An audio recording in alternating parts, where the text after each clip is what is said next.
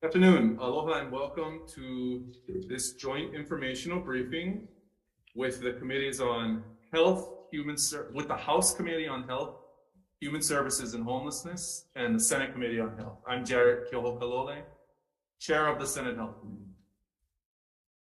I'm joined by Chair Ryan Yamane of the House HHS Committee, and we have several members coming in. I think we'll acknowledge members as we move into the question and answer portion in order to get this proceeding underway. This meeting is being streamed live on YouTube.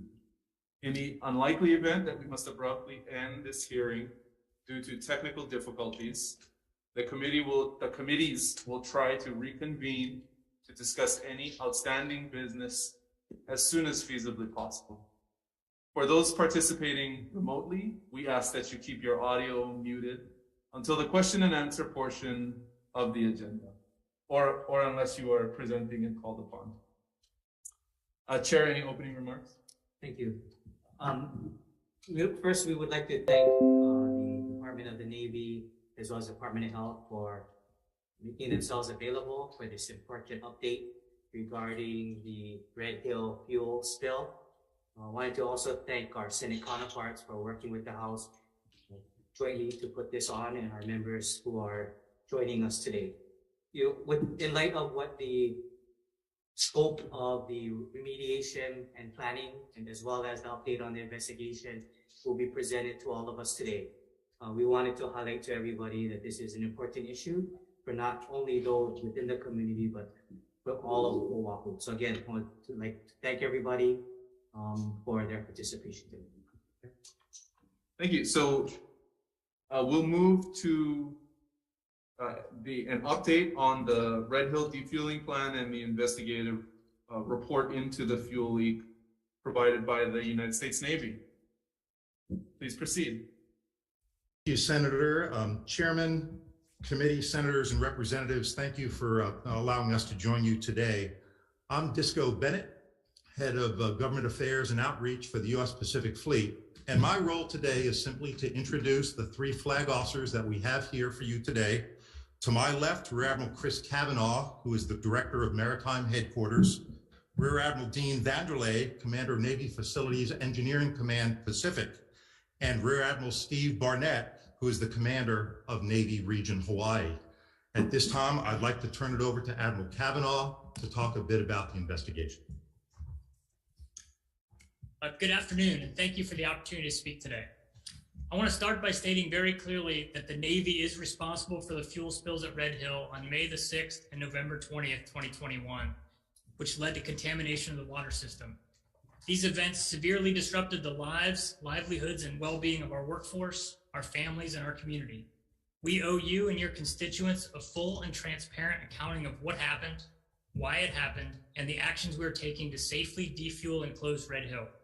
And I want to emphasize that those actions will occur in close coordination with the Hawaii Department of Health, Environmental Protection Agency, and other partners and stakeholders. On November 23rd, Commander U.S. Pacific Fleet Admiral Paparo directed me to conduct an investigation into the fuel spills at Red Hill on May 6th and November 20th. Once the water contamination was identified, he modified my mandate to examine the cause of that contamination.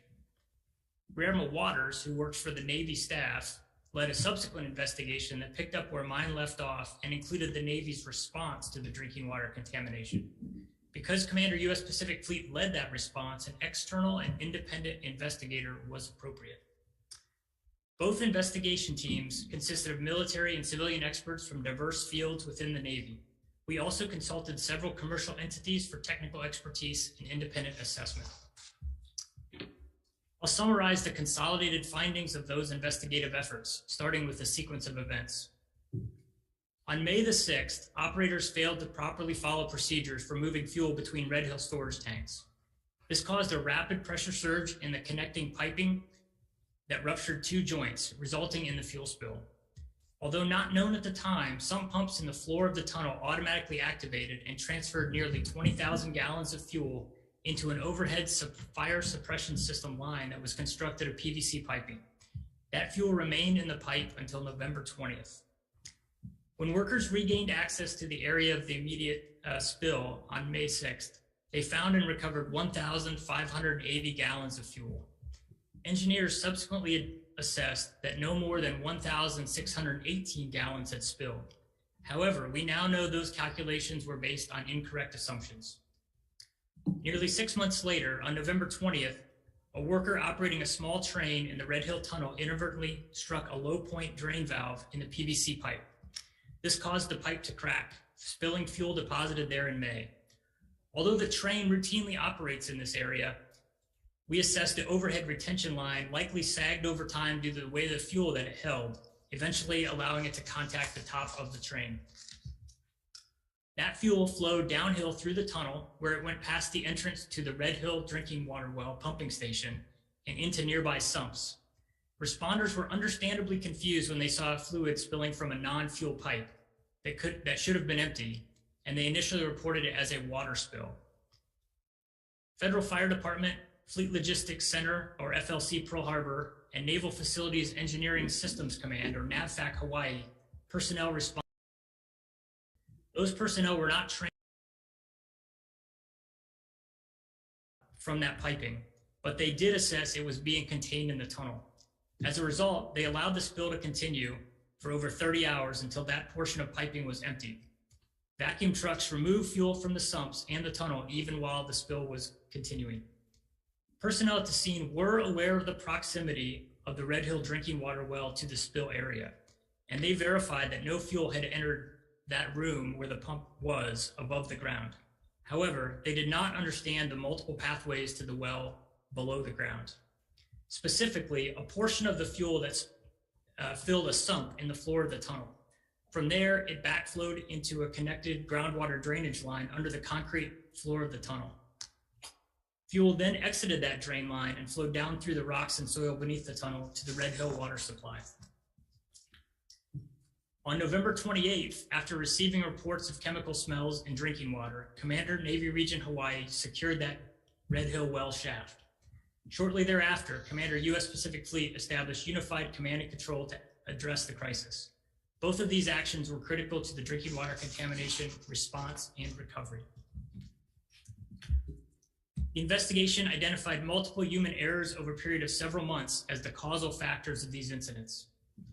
The primary cause of the May 6th spill was a failure to follow valve operating procedures, as I described. The primary cause of the November 20th spill was the failure to properly account for fuel that was spilled on May 6th. So I'll elaborate on that. After the May spill, personnel checked the control system for those sump pumps and to determine if they ran, and they had no indication those pumps ran. We now know there was a fault in that circuit that caused it not to record the activation of those pumps. Additionally, personnel verified that there was no fuel in an external storage tank where the fire suppression system line discharges. That tank was empty because the elevation profile of the overhead retention line had a low point near the source of the spill that allowed it to hold the fuel without any of it reaching the external tank. Now, importantly, I want to point out that we have an installed fuel accounting system that showed a loss of approximately 20,000 gallons on May the 6th, based on tank levels. Assigned engineers, commanding officers, and the lead Naval Supply Systems Command investigator erroneously concluded that most of that fuel had flowed back into the pipeline due to the void that was there as a result of the pressure transient. This conclusion was incorrect, and it reflects a lack of engineering rigor and a fundamental misunderstanding of the fuel accounting system. Finally, the primary cause of the drinking water contamination was a failure to properly respond to both spills. No one individual took control at the scene.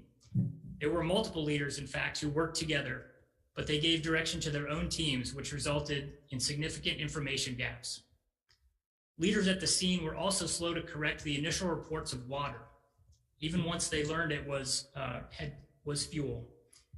And more broadly, they made overly optimistic assessments that that fuel was being contained in the tunnel and sump system. This prevented senior Navy leaders from fully appreciating risks to the environment in the days that followed the November 20th spill. The investigation also identified several contributing factors. First, the command and control structure at Red Hill was overly complex and not well understood, which resulted in a lack of unity of effort. Second, constructing portions of the fire suppression system with PVC piping instead of steel, along with the delay in maintaining that system following construction, created significant vulnerabilities. And third, neither the base nor the region had conducted spill response training or drills to prepare specifically for a spill like this at Red Hill. In terms of the Navy's communication, our investigation determined that reports to environmental regulators, state and congressional leaders, members of the military and their families, and the public were based on providing the most up-to-date information available to those leaders. There was no intent to deceive or obfuscate, but there were significant missteps. Although the Navy's communications with environmental regulators met the requirements of governing instructions and regulations, the focus was on compliance rather than partnership in the common mission of protecting the environment. In summary, the investigations determined the Navy's operation of Red Hill and responses to the May 6th and November 20th incidents were inadequate. Human error during operations, combined with poor support system knowledge and maintenance practices, resulted in both spills. Insufficient response to those incidents then led to fuel being released outside of containment boundaries and ultimately contamination of the Navy drinking water system.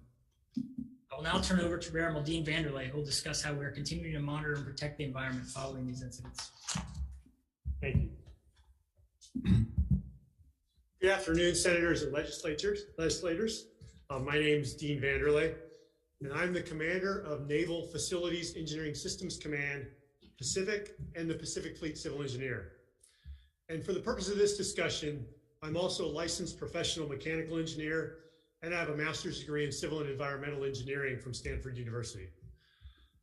I'm going to focus on the actions the Navy is taking in partnership with the Hawaii Department of Health and the EPA to protect the environment and ensure safe and clean water. The Pacific Fleet investigation determined a total of 20,957 gallons of fuel was released on May the 6th in 2021. A total of 15,418 gallons have been recovered, some immediately after the May 6th event and the majority after the November 20 event. An estimated 320 gallons evaporated and an estimated 450 gallons is immediately recoverable in the short term. This leaves an estimated 4,772 gallons that have not been recovered.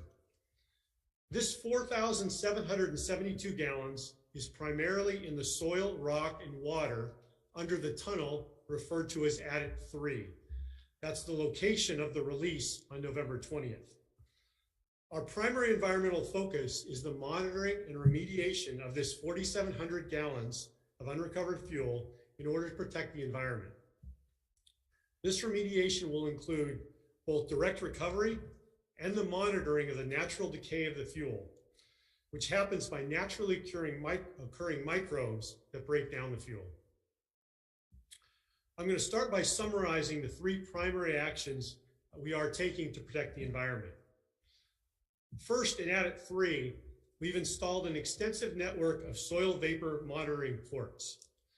We're currently installing additional borings at greater depths to provide a more complete subsurface characterization. This soil vapor monitoring network provides us information about the fuel sitting in the dirt and rock underneath the tunnel and informs remediation options. It also allows us to monitor the natural decay of the fuel in the rock and soil and identify possible opportunities where the application of heat or oxygen might accelerate that decay. Second, for years we've had a network of monitoring wells around the Red Hill tanks. Since this release in November occurred in a different portion of the facility, away from the tanks and away from that monitoring well network, we're currently installing additional monitoring wells in the vicinity of Adit 3 to monitor the aquifer for any signs of contamination in that area. The first 2 wells are complete, and we have gotten the first 3 samples back from these new monitoring wells from our third-party laboratory. They have all come back showing no detectable contamination in the aquifer in this area, which is very good news. But we will not get complacent and will continue to put in additional monitoring wells to form an extensive network of monitoring wells for long-term monitoring of the aquifer in this area. And if you could put up my slide on the screen, hopefully you'll be able to see, it's a map that shows the location of these new monitoring wells. They are the red dots, which you can see arrayed around the Navy Red Hill well, which is very close to the site of the November 20th release. And there, I think you can see it. We are also pursuing the installation of additional monitoring wells that we call Sentinel Wells. As the name implies, these Sentinel Wells are essentially early warning wells. These Sentinel Wells are planned to be strategically placed between the Red Hill well. Second, Admiral, can we get IT? Can we blow these pictures up to the maximum size, please, so that they can be viewed by the members? Working on it. Got it. Thank you. Okay. Thank you. Thank you, Admiral Cavanaugh. Please continue. All right, very good. Yeah, so you can see the red dots kind of on the left side of the slide. Those are dots, which are the Sentinel Wells. So you can see these Sentinel Wells are planned to be strategically placed between Red Hill and the Board of Water Supply wells and the Navy HTH-HHH well to provide an early warning if any contamination ever started to migrate in those directions. And as I said, these Sentinel wells are the light blue dots on the map, and you can see the way they're arrayed between Red Hill and the Board of Water Supply wells and the Navy HTH-HHH well that are shown in dark blue. These new Sentinel well proposed locations are not on Navy land, so the real estate and permitting is more complex and takes some time. We're doing everything possible to work with the landowner and the state to expedite this as much as possible. We anticipate the first of these Sentinel wells to be complete late this calendar year or early next calendar year. We've also become aware of some monitoring wells owned by the Board of Water Supply and others that are shown to be as yellow on the map. These appear to be well located to also act as Sentinel wells. We will be approaching the owners and regulators about adding these wells to the existing Red Hill monitoring well network so that data coverage can be expanded and shared transparently with the public. We're also requesting historical sampling results from these wells. This information will be very helpful for the Navy as well as the regulatory agencies in our efforts to protect the environment and water supplies. We also understand that the Board of Water Supply may be planning to install a new monitoring well in the vicinity of our planned Sentinel wells. The sampling results from that new monitoring well would obviously also be extremely helpful. Third, as most of you are aware, we're currently pumping water out of the Navy's Red Hill well, filtering the water through large carbon filtration units and discharging this filtered water into the lava stream. We're extensively sampling this water to ensure purity, as well as collaborating with the University of Hawai'i to monitor the biology of the lava stream to ensure no negative impacts. We're pumping this water out of the Navy Red Hill well in coordination with regulatory agencies in order to create a groundwater capture zone. A capture zone means that we are creating a gradient that pulls groundwater towards Red Hill. This helps prevent any potential migration of contamination away from Red Hill.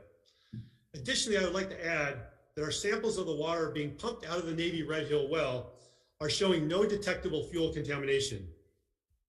Another very positive sign about the condition of the aquifer in this area.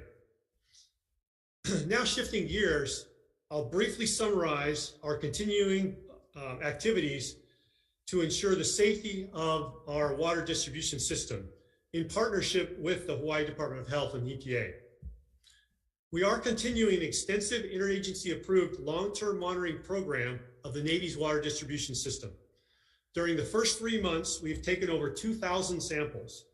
This sampling follows this sampling follows safe drinking water protocols to include evaluation and quality control by third-party laboratories certified by the Hawaii Department of Health. This sampling has shown no indication of any fuel contamination in the Navy water distribution system. Finally, we are also in the process of an engineering analysis to develop a scope of work and a cost estimate for a water treatment plant for the Navy's Red Hill well. This scope of work is planned to be complete by the end of August.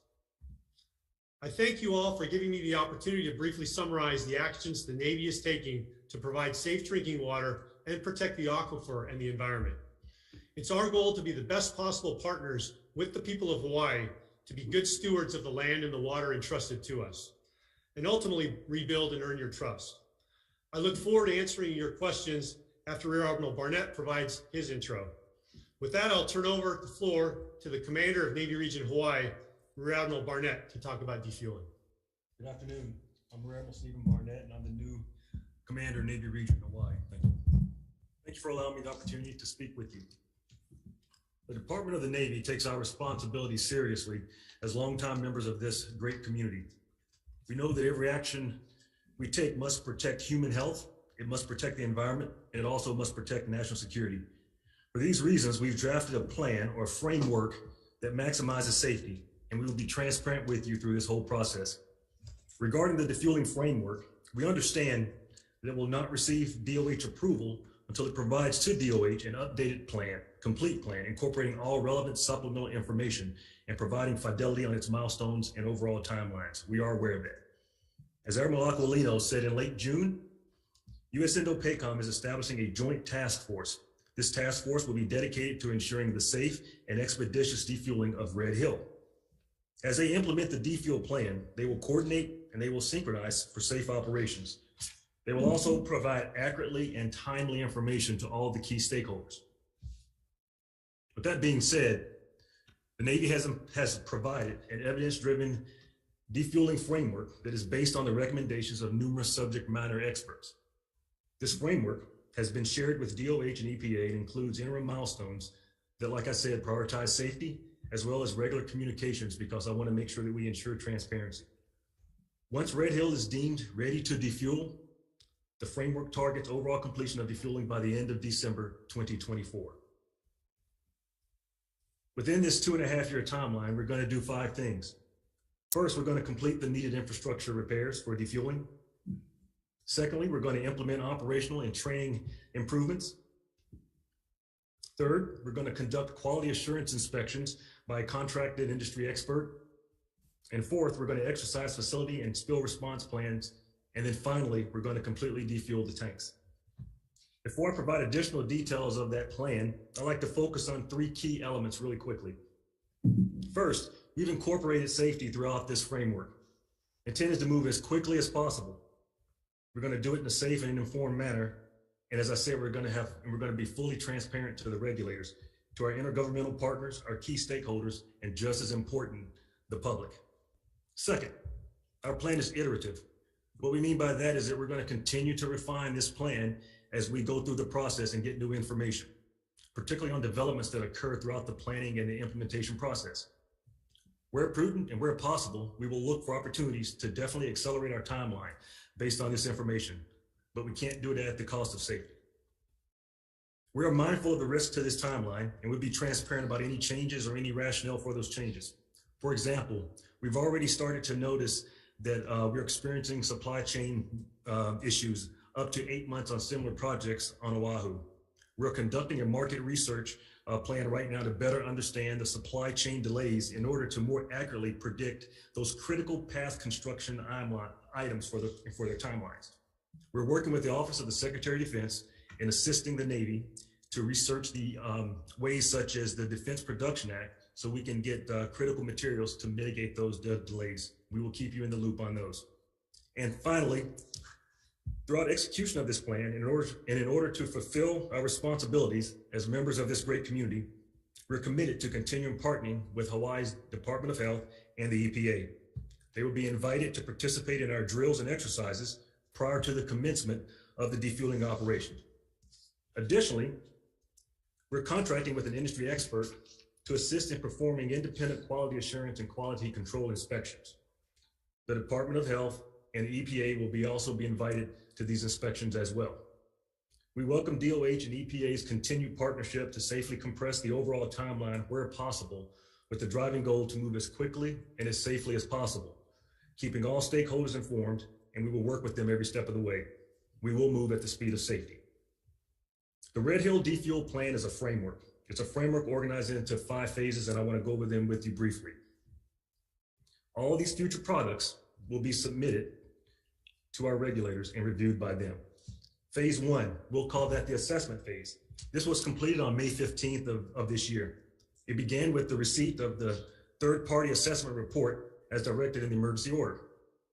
It also included the Navy and DLA's evaluation of the report's recommendations for critical actions, those critical actions that are required prior to safely defueling Red Hill. We concurred with all of those assessments, and they are as follows. 8 of those items are generally applicable measures related to engineering processes and facility integrity and those dealing with safety. 35 of those items were critical infrastructure repairs, and 6 of those were operational and training critical actions. Phase 2, we'll call that the planning phase. That began on May 16th and should be completed by the end of August of this year.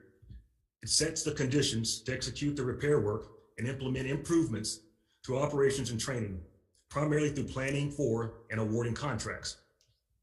Phase 2 also involves a one-time unpacking or removal of fuel that is resident in the fuel lines for all those 3 types of fuel, for the JP5, the F24, and the F76.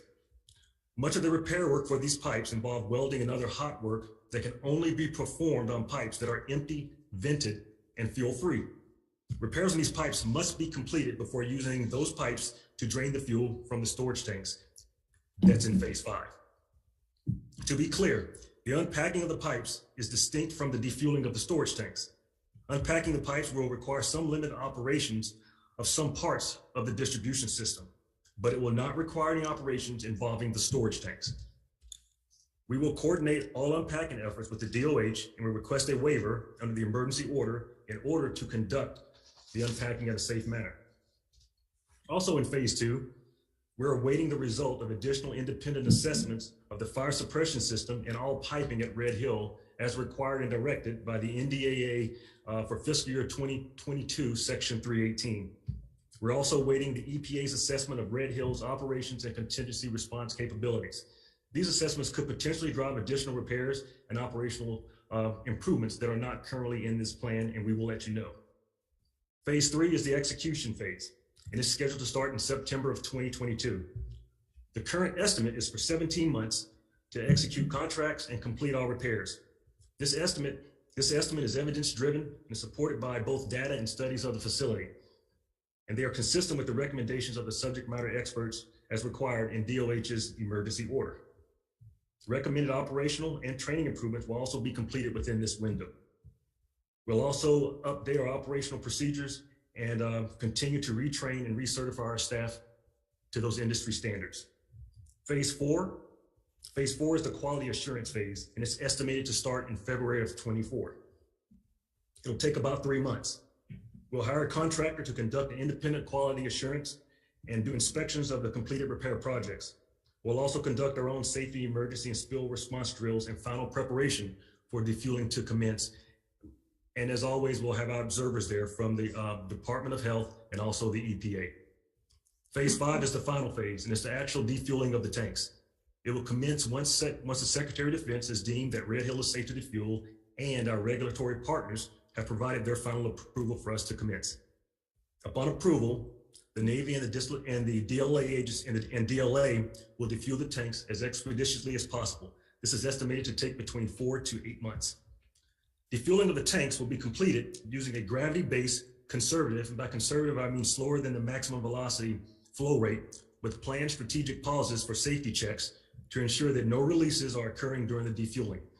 Current planning for distribution of the 104 million gallons of fuel is being developed by DLA and Indo-PACOM. I wanted to let you know that we are committed to defueling Red Hill with urgency, but at the speed of safety. We want to do it on timeline to complete the defueling by the end of 2024, December of 2024. We're going to continue to work closely with our regulators. This is a vital piece of this effort. As well, we're going to keep our stakeholders informed. Thank you for allowing me the opportunity to talk with you this afternoon. Rose, thank you very much for your presentation. I especially appreciate that you finished early.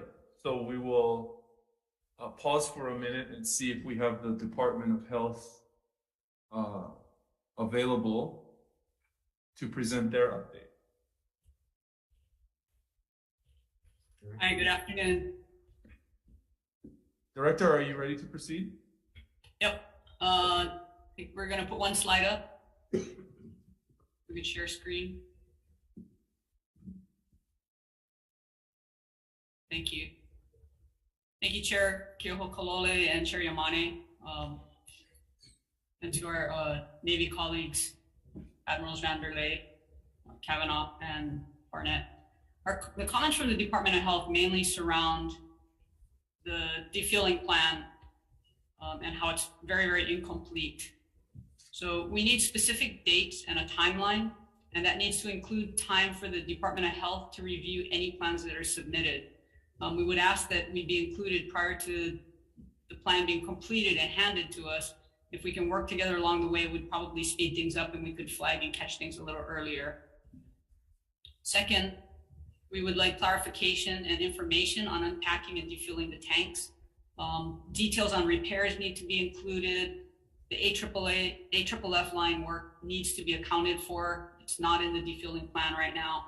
Specifics on defueling operations must be shared for the regulatory agencies to review them. And third, we need to see a complete spill prevention response plan in case of a spill during defueling or any fuel movement. I'd like to ask Deputy Director of Health, Kathy Ho, to delve into a little bit more specific comments.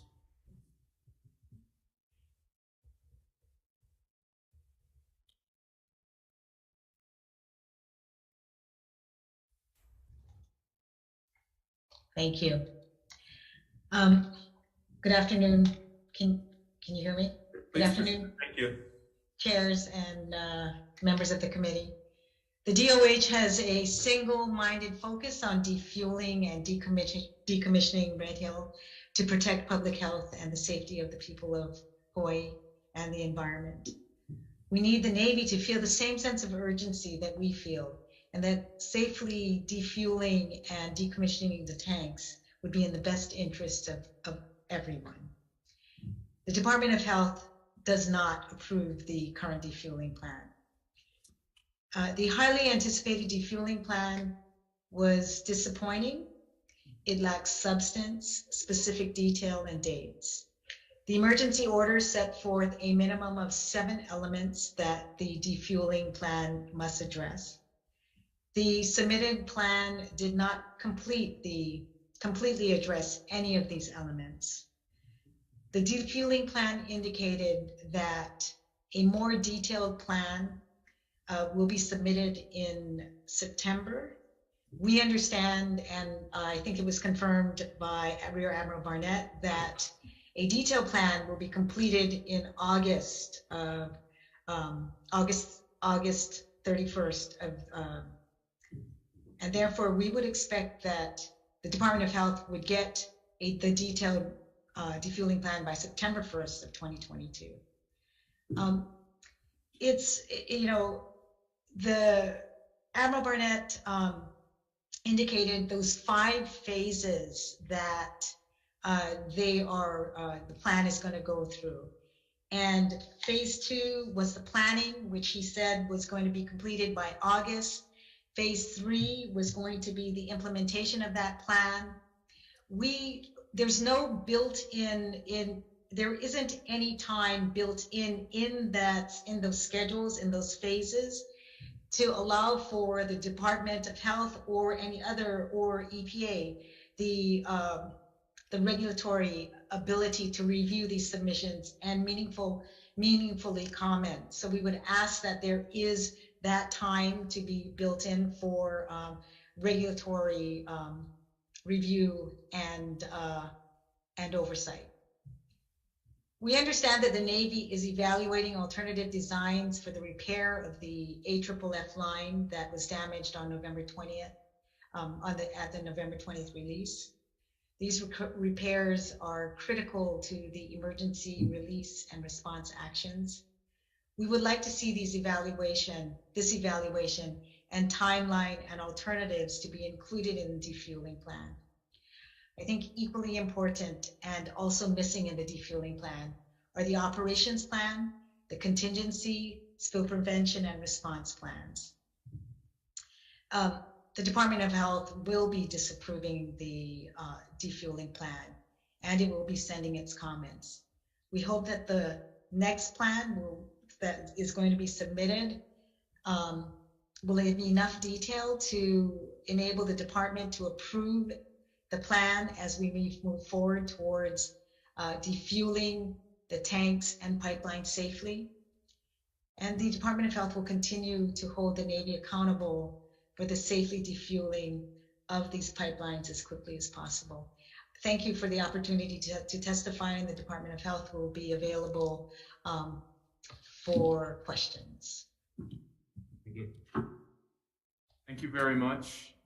Before we move into question and answer, I'd like to take a moment and recognize the members of the joint committees who are present with us in person and online. In person in the Legislative Auditorium, I'd like to recognize Senate members, Senators Donna Mercado Kim and Bennett Misalucha, and online we have Health Committee Vice Chair Senator Rosalind Baker, Senator Joy San Buenaventura, and Senator Sharon Moriwaki. Chair Imai. Thank you. I'll allow my members to introduce themselves who are present. But we do have Co-Chair Nicole Lowen, Representative Lowen, who is the Joint Chairman for the House Select Committee on Red Hill. And I have myself, Representative Yamani. Linda Ichiyama, State House District 32, South Lake Mumba. Sunny Gannon, District 30, Laura Kali, Deckham. Sinead Capella, Representative for House District 5, Konaikou. Oh, and I also have my Vice Chair, Representative Adrian Tam, also on. Okay, now we'll open for questions. Senate members, questions?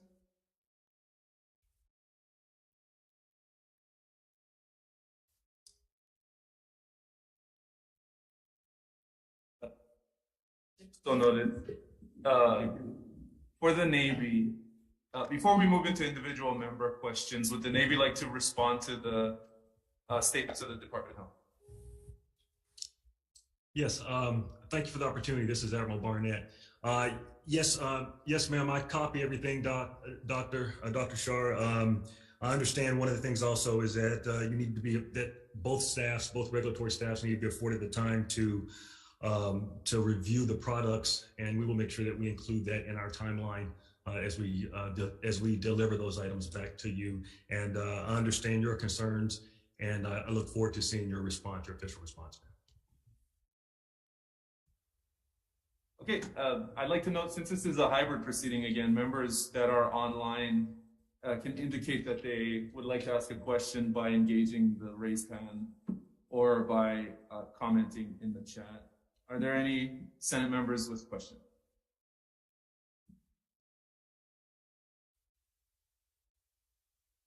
Senator Kim.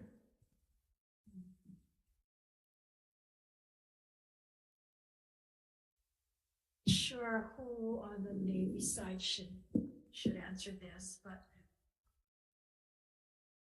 about transparency and about the trust factor that has been eroded because of all of the incidents that have taken place. And the concern is that this defueling plan that you folks went ahead and presented troubles me that it was so incomplete, missing plans, missing details. You seem to have experts on your side, and yet a plan that is so disappointing, that is so critical, would be so incomplete. And it worries me and concerns me that this has been the practice of the Navy in the entire situation that we're in.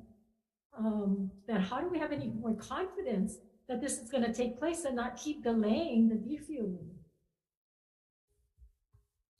Yes, ma'am, this is Admiral Barnett. The intention is not to delay the defueling. I understand your concern, but the intent was to have a framework. And then as we go through each individual item, provide that as we get through, as we complete those items to kind of supplement the framework to give a complete document at the end. I do understand your concern, ma'am, and we're going to have to earn your trust by providing these documents in a timely manner and doing the defueling as it should be done. It should be done safely, and it will be done safely. And we have to earn that, and we need to be transparent through the whole process. So I understand your concern, ma'am, but you have my word, our word, that we're going to do what we need to do to remove the fuel safely. I don't understand when you said you're going to get this to us at the end. At the end of what? There were certain, when we're getting the documents to the Department of Health, there are certain supplemental responses that we have to insert into the plan. We're waiting on other information, such as we're completing the spill response plan. We're working with EPA on that to finish up with some items. So they aren't done now, but there's a timeline associated with each one when it will be completed. And then we will then forward that to the Department of Health for their review and approval. But did you have a deadline to go ahead and give this plan? And wasn't there 7 elements that you were asked to address that was not addressed? Yes, ma'am. Some of them we are still getting the answers to those 7 items. I understand your concern, ma'am, and we are addressing them.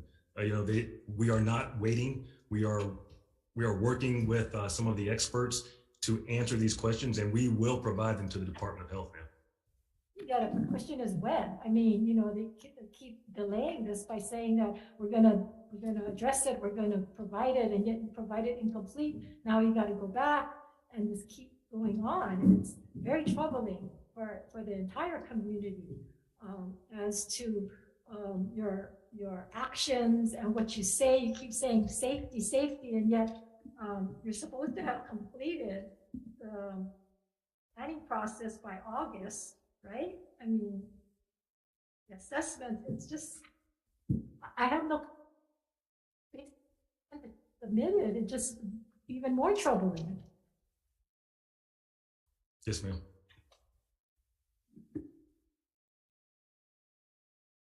Representative Ganadin, you have questions? Good afternoon, gentlemen. I shared the same concerns as our State Department of Health.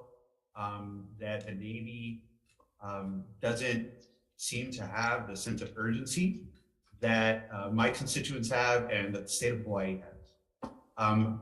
I appreciate your openness and your honesty with us today. As Admiral Cavanaugh noted, your discussion of the significant informational gaps that led to this disaster. I'm especially concerned about the discussion that Rear Admiral Barnett discussed regarding the framework of 5 phases. You mentioned that there is a plan that's due in August of 2022. It looks like the Department of Health says scrap that plan. They do not approve of it. We do not approve of it. So my first part of the question is, when can you come up with a better plan? And the second part is, why are you continuing to do number 3 of your 5 phases, which is repair the existing pipes? You discussed pretty significantly into detail the ways that you're going to need to unpack those pipes, repair them, the kinds of issues that you might face with supply chains and other issues will push back this preparation of these pipes significantly. If we are intending to never use Red Hill again, why are we going to fix the place to just scrap it altogether?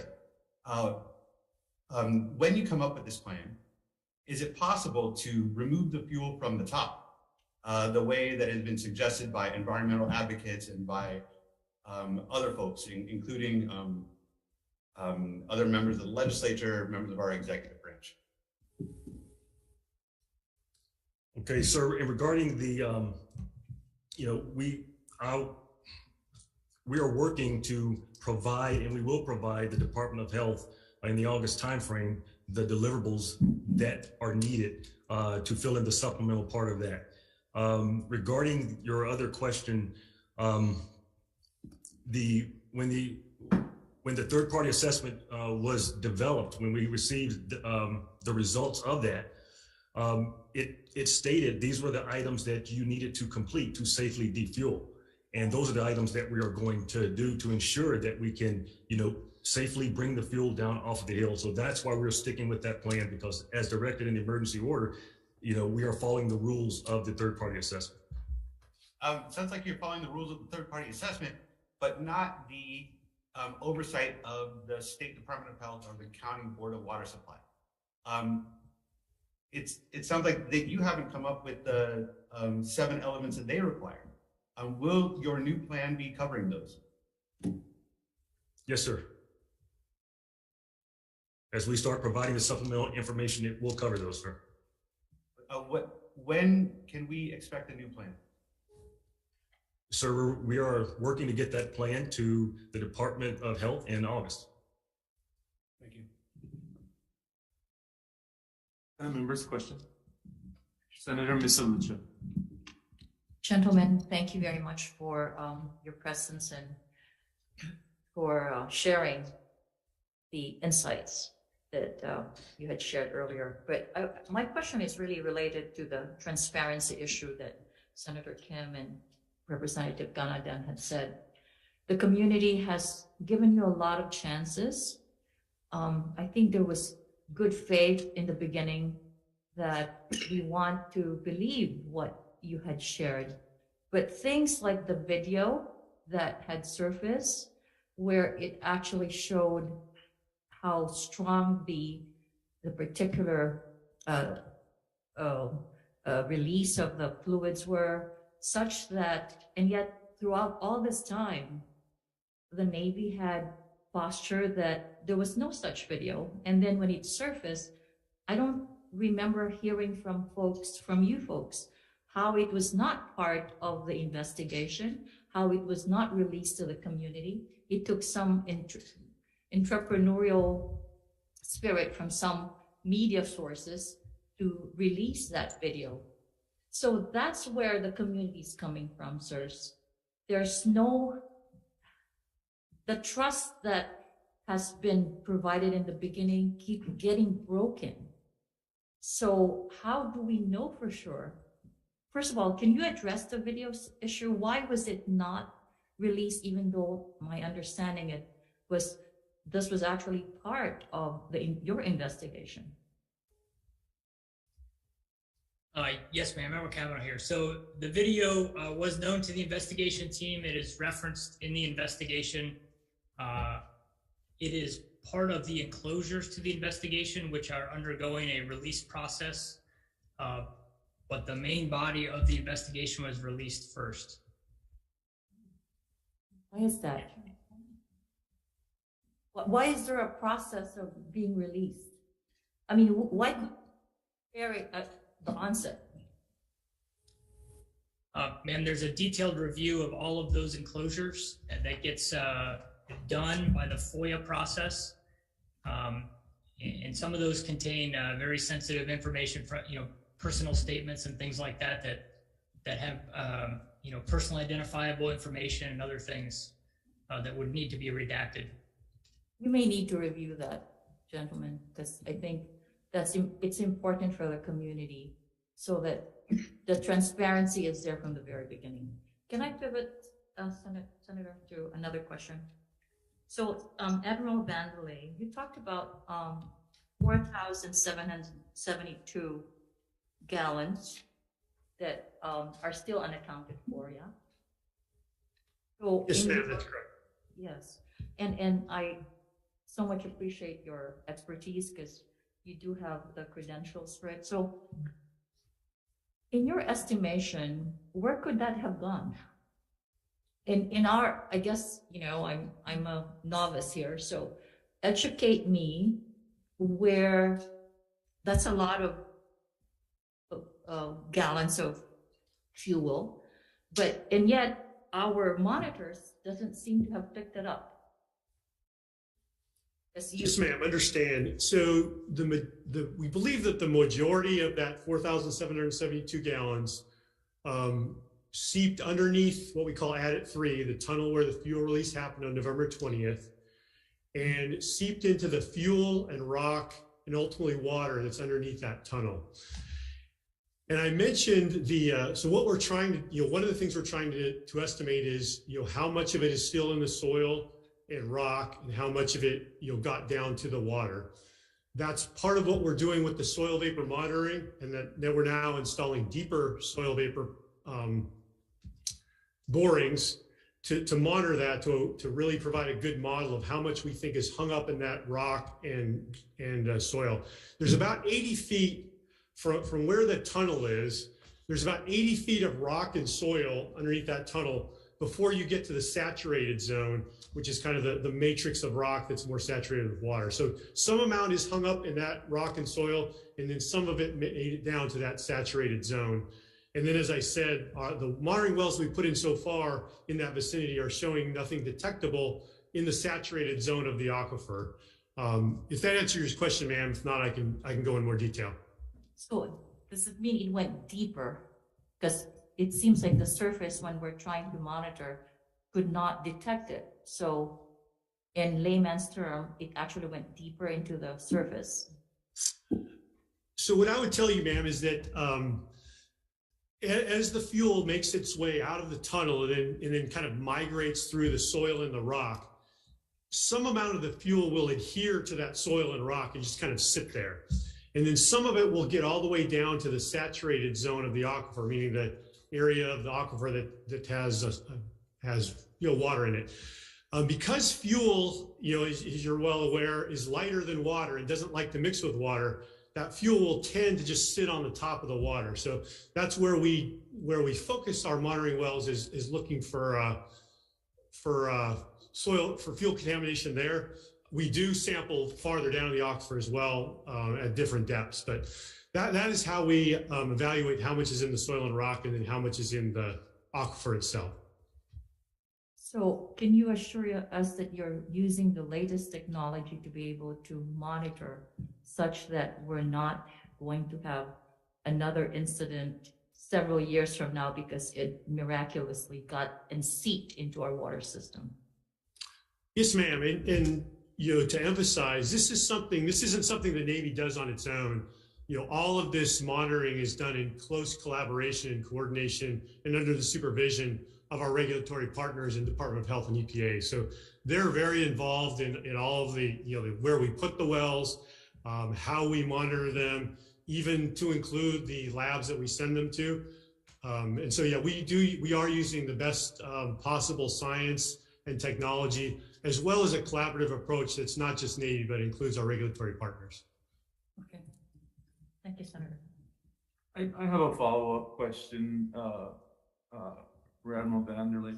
You mentioned earlier in your presentation that there's an assumed timeline for the petroleum in the mud under the facility to decay. What's that timeline?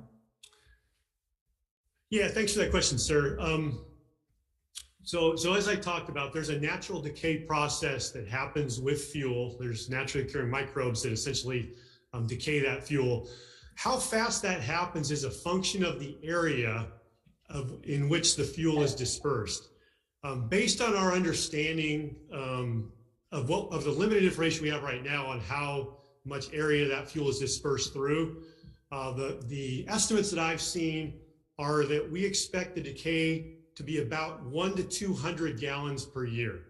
So that would correlate, if you use 4,000 gallons in very rough math, that would correlate to 20 to 40 years if you do that math. That estimate will be refined as we get better information as to how much the fuel is dispersed in the soil and rock, if that follows. But that is something, and again, once we have better information on the rate of decay, we'll again be able to refine those estimates as to the long-term decay and how long that will take. And so aside from the regulatory requirements that the Navy may find itself under from the EPA or the Department of Health in the future, is it the position of the Navy that it will continue mitigation efforts until the petroleum, as assumed in your reporting, has naturally either decayed or been remediated in some way? Absolutely, sir. So this will be a long-term, monitoring and cleanup effort, that will be ongoing in close coordination, as I said, with regulatory partners, and using the best possible technology, both to monitor and also to remediate. So, we're as I mentioned, there are things that can be done to accelerate that. So the numbers I gave you are just natural decay. Once you start monitoring, and you can monitor temperatures and oxygen levels in the soil, you can identify whether the application of additional heat or additional oxygen can sometimes accelerate that decay. We'll also look for opportunities to actually remediate. So for instance, soil vapor monitoring can sometimes be used to actually remove those soil vapors and the soil that's in those vapors. In some cases, within the borings, we're starting to see some free product that shows up, which again may offer an opportunity for direct removal of fuel. So again, using the best technology available, the best science, and in coordination with our regulatory partners, we will continue to be aggressive about monitoring and remediating any contamination around Red Hill, for the foreseeable future and until that becomes no longer necessary. Thank you for that. I just want to make sure that the public has an understanding that based off of your own assessment of the situation, the commitment of the Navy is to stay involved in the remediation of the Red Hill spill by your estimates for maybe up to 40 years, unless you are able to provide us data and evidence to substantiate the accelerated decay of the fuel that we think is stuck there in the mud under the facility. Absolutely, sir. And there are well-established processes to work with regulatory agencies, but the Navy, I will assure you, takes full responsibility. It's not going to leave this until it's done right. Thank you. Okay. The chair has a question, several questions. So I wanted to get a little bit more specific. How much fuel is still left? I know there's a variety of types of fuel that you currently have at Red Hill. In our estimations, it's at least 100 million gallons of various fuels. What is the total number of gallons currently in Red Hill? Sir, it's a little bit over 100 million gallons. Okay. And various types, right, including jet fuel? Yes, sir. It's both. Well, it's all three kinds. It's JP5, the 24, and the 76. Okay. Yes, and in your framework, you mentioned that you would take about 17 months to do an execution phase. That's what, to prepare the movement of the fuel safely? Yeah, sir. That's to make the facility safe to defuel. Yes, sir. So that's finishing up the contracts and the actual fixing the things that have been identified. So that's the time that's been earmarked, the approximate 17 months for those. Okay, so then my question goes to then, if it takes over a year and 5 months to make the facility safe for defueling, right? Why weren't these remediation requirements done previously for the last 2 decades, so we're not here today? What happened so that those needed repairs weren't done so that it takes over a year to prepare to move fuel? Hey, sir, I can take that one from an engineering perspective. So I would classify the repairs that are being done to Red Hill as 2 general types. One is general repairs and maintenance that you do with some period, that we do with some, have done with some periodicity throughout the history of Red Hill. And so a number of things were identified for repairs. Some of those had already been identified, and some of them are already complete because we already had plans to complete them.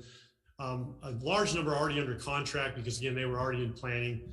And then some additional ones were required, but I would classify those as consistent with the types of repairs and maintenance that we have normally done throughout the history of Red Hill. So those are ongoing. The difference is that instead of just doing those as ongoing maintenance, we're now doing them all to ensure that they're all done before starting defueling so that Red Hill is in the highest state of material readiness possible before commencing defueling. So that's the one type of repair that we're doing. The other type of repair we're doing, I would classify as adding resiliency to the system. And I can probably best explain that with a couple of examples that we're doing that were identified by the third-party assessment. So one of them is that we are currently designing a system that provides a bypass around the isolation valves that would help to mitigate any vacuum that might occur in the lines, which ultimately is what created the pressure transient. So again, to provide an increased level of safety during defueling. Another one is providing a lot more bracing to the lines so that even if you did have a pressure transient, the lines would be better able to withstand it. So those are some other repairs that we're not originally designed into the system, but were identified to increase the resiliency of the system prior to defueling. And again, in the interest of the safest possible process, we are currently going through the design to execute that kind of work, if that helps. Okay, Admiral, so also too is, since the Pearl Harbor is an active Navy installation with ongoing maneuvers, and you're still within the last phase of your rim pack exercises, are you actively using that fuel to draw it down so that there is less fuel that needs to be moved? And is that part of your contingency plan, or is the fuel just being currently stored, not used at all until you come up with your execution and quality control phase planning? Sir, the fuel is there. It is not being used. It is not being used in support of REMPAC or any of the activities that are going on. Okay. And then I know in your presentation, you mentioned that it would take 4 to 8 months to safely, once you work with Department of Health to get the timelines to safely defuel, right, all the tanks. Yes, sir. Is the intention of the Navy then to fully decommission the tanks and then fill it so that it's never used again? Or is it going to just be, what is the intention of the Navy and military assets on the future of the tanks once the tanks are defueled? Sir, that's a great question. We're working right now with the Department of Health and EPA on closure plans. I believe it's a November, I think it's a November delivery of a product to them on that. So we started having this discussion last week. The staffs are in communication about, what's the way ahead for the actual, farm once we do, for the facility once we do drain the fuel. Admiral, last question for Admiral Burnett. Some of the fuel that out of this 100 million, you'll probably be storing it either temporarily or maybe permanently on above ground tanks, right? Probably at your installation or PAR. Is part of your planning that you are submitting to Department of Health for the public access is that you're going to have assurances and remediations on those tanks to ensure that there is no unfortunate incident at those sites? Sir, yes, and that's going to be what DLA and Indo-PACOM are actually working through right now. But we will make sure that where the fuel goes will be safe. Okay, thank you. Yes, sir. Members, questions? Senator Kim. Thank you. Thank you, gentlemen.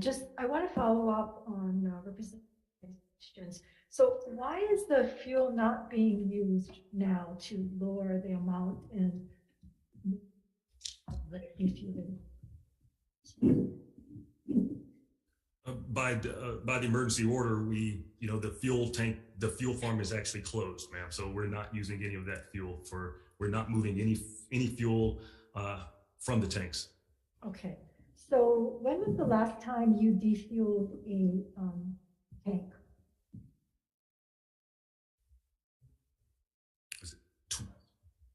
2021 was the last time fuel moved. Okay.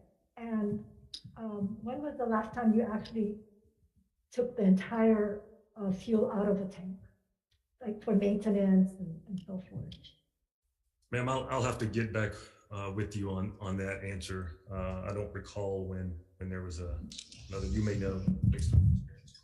Yes, ma'am. I can take some of the maintenance aspects of it. So the way that tank maintenance is done is it's done on a rotating basis. So we take tanks down 1 or 2 at a time to do the recurring extensive tank maintenance. So your question, when is the fuel facility ever been? When was the last time it was done? when you took out the fuel from the entire tank? When do you mean from a single tank or from all the tanks at once? A single tank. From a single tank? Mm-hmm. Yeah, let's get back to the exact timing. We had, I mean, actually, as of right now, we've stopped the maintenance for, but we had several tanks that were undergoing maintenance right now. Exactly when those were defueled, I don't have readily available. We can follow up with you on that. Okay, the last couple of years, say? Yes, ma'am. Okay, how long did it take to defuel one tank? And I do not know that. We'd have to get back to you on how long it took to defuel a single tank. A day, 2 days, a year? I mean, give me some estimate. You should know that, right? Ma'am, I wouldn't. The individuals that actually handle that, they come from our logistics side of the house, and I can get that information for you. I don't want to put anything out that could be misconstrued or could be the wrong information, but I can get that information back to you. Okay. But what I will tell you, ma'am, is that when we defuel in stage 5, it will be a very conservative fuel flow. It's not going to be, a max velocity type of fuel flow, ma'am.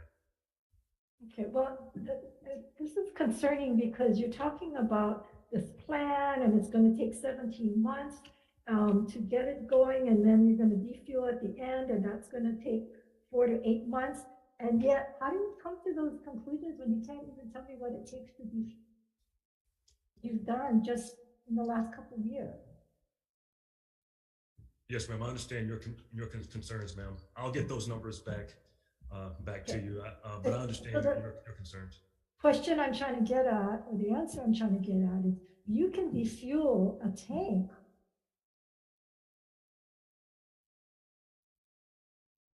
years, 4 years.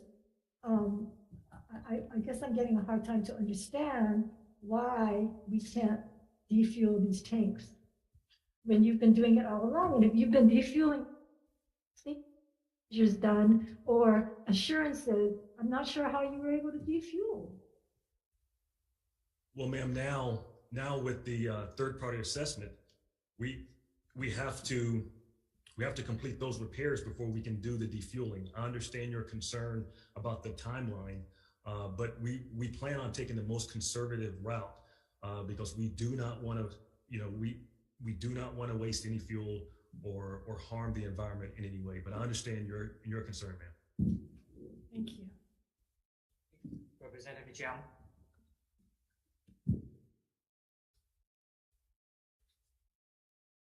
Thank you very much, the Navy, for being here today. I wanted to follow up on the additional monitoring wells and Sentinel wells that you had talked about at the beginning of the presentation. What is your timeline for completing those? Yes, ma'am. Yeah, as I said, we've got 2 of the monitoring wells in place. 2 more will get done this week. The latest schedule that I've seen has us getting all of the wells done by late next year in 2023. But some of that's really very dependent on the real estate and permitting actions on a lot of those Sentinel wells. So if we had free reign to just start drilling, we could probably get them done very quickly, probably by the end of this year. But because there's some extensive real estate and permitting actions that have to happen on those wells that are not on Navy land, it's going to take longer. I will tell you, though, that even once we start to get those first Sentinel wells in, that's going to be very, very valuable information. Obviously, we want to get all of them in, and we'll pursue that as aggressively as we can. But even the very first ones, that will provide some excellent information with regards to helping to provide some assurances to the community regarding that fuel is not migrating in the direction of their drinking water sources. What about the wells that you were planning to drill under Adit 3? That's your property, is that correct?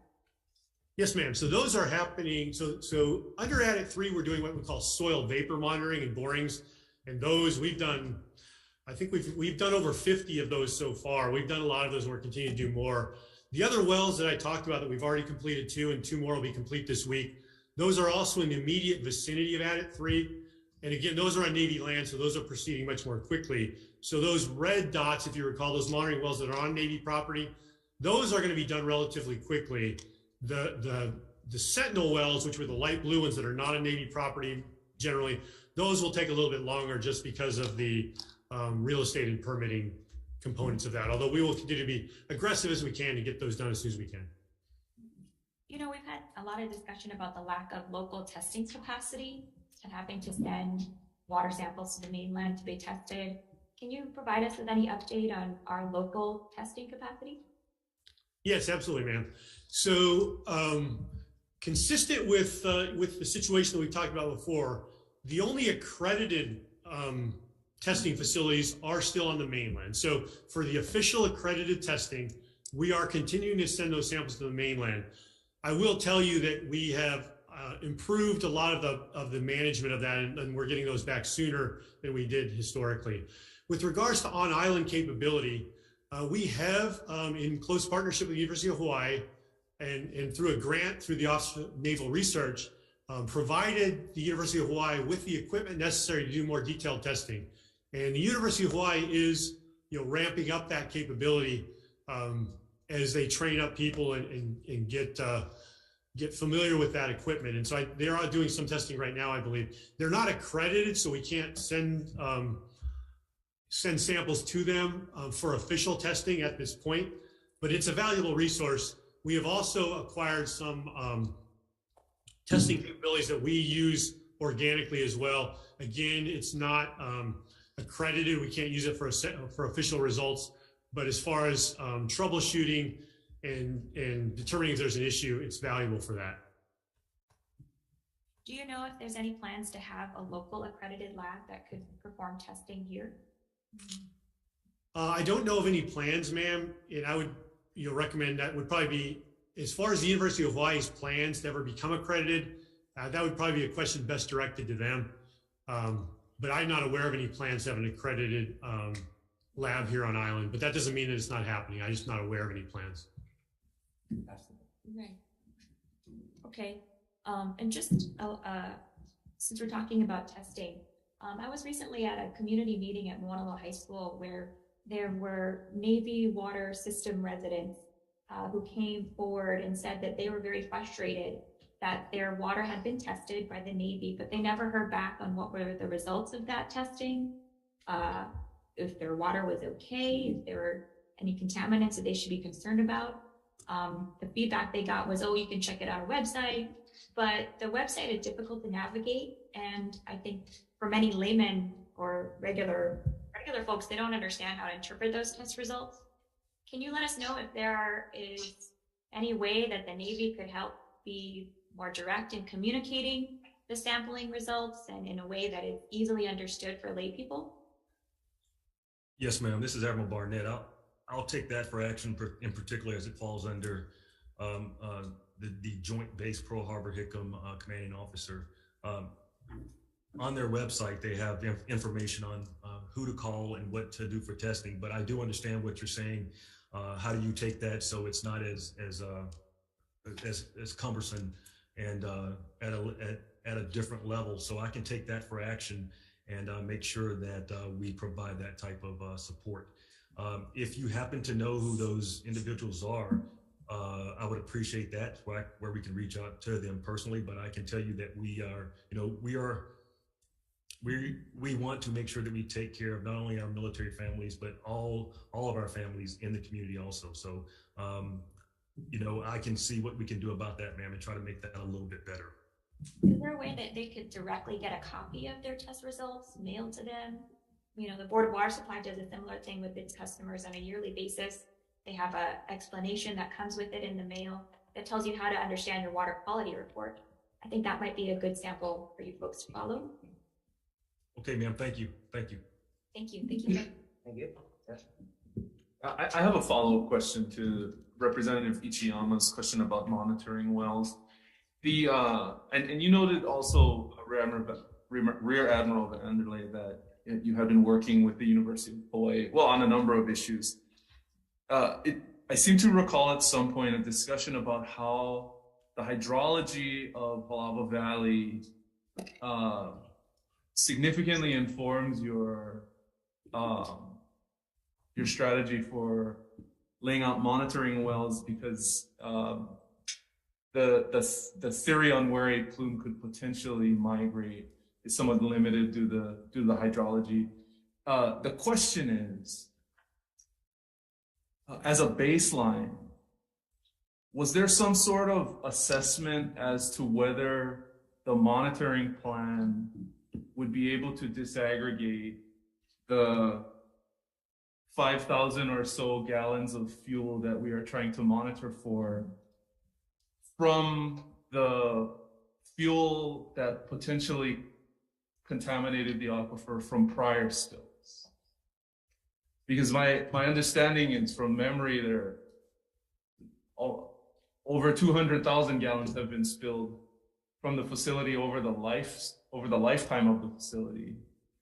So if we're just monitoring for 5,000 gallons in the aquifer in this limited area due to hydrology, how are we, now that we're measuring, how are we supposed to tell whether it's the 5,000 we're looking for or the 200,000 that we haven't been looking for? Yes, sir. Excellent question. So there is a way to tell when you get a positive sample in a monitoring well, what type of fuel it is and even whether it's old or new.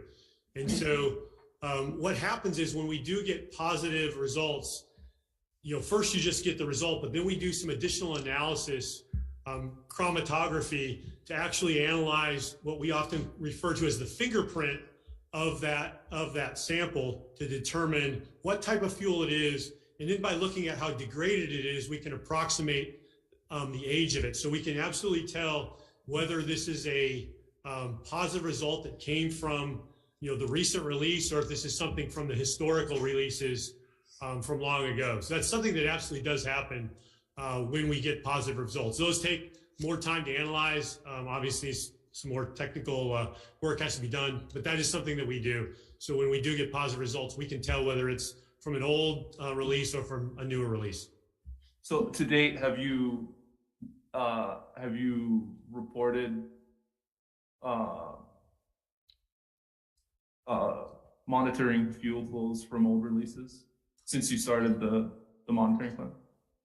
Yes, sir. So, so as I mentioned before,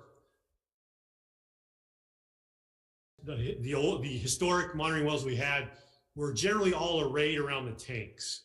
And as we've gotten positive hits there, including, we had some positive hits in the summer of 21, we have done analysis, and all the analysis of those hits have come back that is old fuel that we've seen in those monitoring wells and in those results. In the new monitoring wells that we've put in, right around the where the November 20th event, the ones around Adit 3 that I was referring to as the new wells. So we have 2 new wells that have been complete. We've got 3 results back. Those have all been non-detect, so there's nothing to review there. If we did get positive hits in those wells in the future, we would absolutely analyze to determine whether that was old fuel or whether that was something associated with the 20 November event. Okay, thank you. Sure. Senator Misalucha. So based on my understanding, the whole process will be completed by the end of 2024, correct? Yes, and ma'am. You're very judicious about details. So I'm curious about the 100 million fuel that you will be defueling. To the extent that you can share, are those fuel going to stay on Oahu? Or are there plans on how do we house them? Are they getting shipped? And because that's a lot of fuel, and to the extent that there may be some risk involved as well. Yes, ma'am. DLA, which is our logistics branch of the Department of Defense, they are working with Indo-PACOM on how to distribute the fuel through the Pacific area of responsibility. I can tell you that there will more than likely be some fuel that will be above ground storage here, potentially working through a contractor, but it's not going to be that whole 104. They are working plans for the majority of that fuel, ma'am. Okay. One more question, Yes, May. ma'am. So we had heard from Board of Water Supply, and the Department of Health, how there's a clamor to speed up the process, to accelerate it, that 2024 is not acceptable. Have you gentlemen reviewed or talked to the third-party contractor to even start or even review the existing protocol so that perhaps there is a way to listen to the clamor from the community? Ma'am, we understand that that the community wants to expedite this as much as possible. What I can tell you is that a lot of it depends, and I'll lead on the engineer here too, depends on when we can actually get a lot of the, the Red Hill facility is a one-of-a-kind type of facility. And unfortunately, some of the things that we need to safely and resiliently move the fuel out of the tanks, we will have to, that has to come from the mainland. So the answer is no. Yes, ma'am. But we understand that. Is there anything? The only thing that I would add, ma'am, some of the timeline is being driven by the repairs that I had mentioned before. Some of those repairs are still under design, so I don't have a detailed schedule for some of those repairs. As those designs are complete this fall, we will have a much more detailed critical path schedule of all of the repairs. And we would welcome the opportunity to review that in detail with Department of Health and other regulatory agencies and look at the repairs we're doing, how those repairs are driving the timeline, and have discussions, as to whether there's maybe opportunities to shorten that. So we absolutely would welcome the engagement with the regulatory agencies on how we could continue to do this safely, but maybe even do it faster. To that extent, gentlemen, I think you would need to listen to the clamor from the community, because there certainly is a lot of conversation. And if you're talking about trying to build trust, that's how you build trust back. Yes, ma'am. I understand. Representative Capella. Thank you so much for being here. I share a lot of the concerns that have been raised already about just the timeline that it's going to take. You folks have talked a lot about safety and moving at the speed of safety, but the reality is that every second that we wait and every moment that we wait to commence defueling operations will lead and could possibly lead to another public health and environmental catastrophe. However, my question today is about the Department of Education, because multiple public schools have been affected by the leaks. So have you been in contact with the Department of Education to provide remunerations for public schools that have been impacted by the November 20th leak and spill? No, ma'am. I have not yet been in touch with the Department of Education. That is on my my list to, as I get out and about in the community, but I have not personally had the opportunity yet to participate, to meet with them. Okay, I hope that will be a priority, as our schools and our keiki are a top priority for the people of Hawai'i, and making sure that they have safe spaces is incredibly important. Yes, ma'am. I wanted to do an additional question. This is for Department of Health.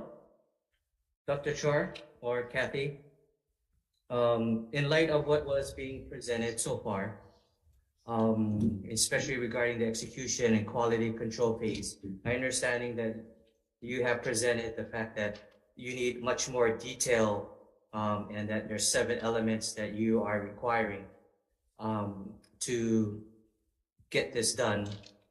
Is the current proposed timeline,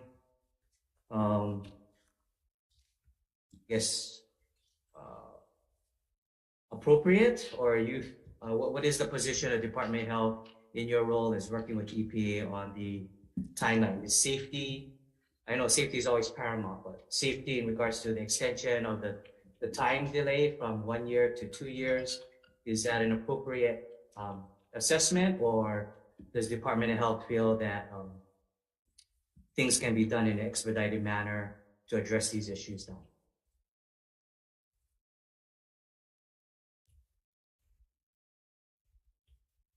Hi.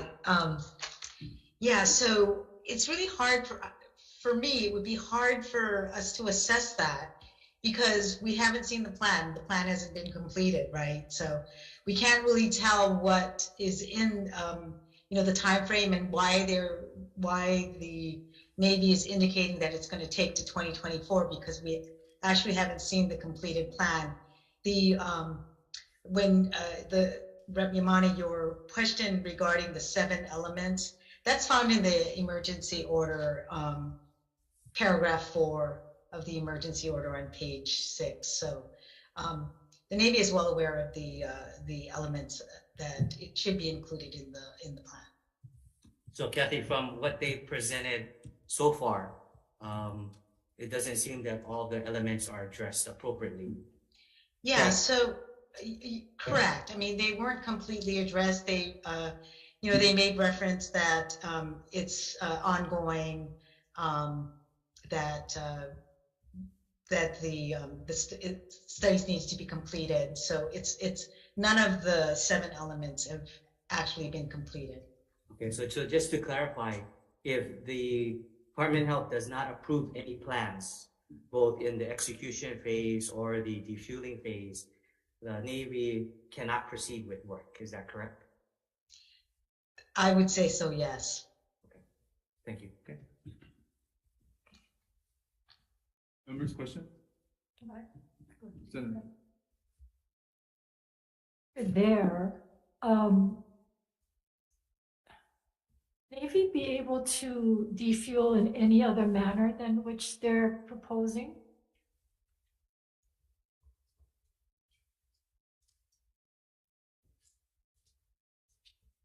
Ma'am, I can tell you that. Okay. This is Admiral Barnett. From some of the options that were presented, this is the best way to refuel. I mean, to defuel the tanks. I do not believe that. What were some of the other options? Ma'am,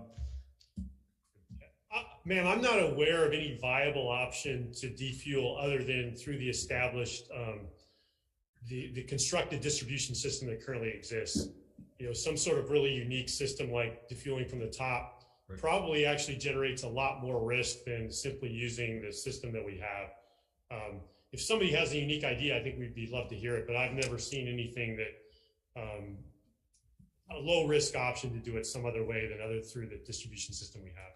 Right. The only one that I had heard was from the top, and I didn't think that was a safe way to remove that much fuel.